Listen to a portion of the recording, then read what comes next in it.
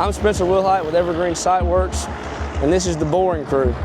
This is the pilot machine right here, and what we're going to do with this is we're going to take some pilot rods, which are right over there, and we're going to push them up underneath the road up to our end stake right there, and then pull them all back and hook up to our big rig right over there. And then we're going to push casing pipe, which is what they're working on right now, getting the augers welded up, getting them tight in the casing.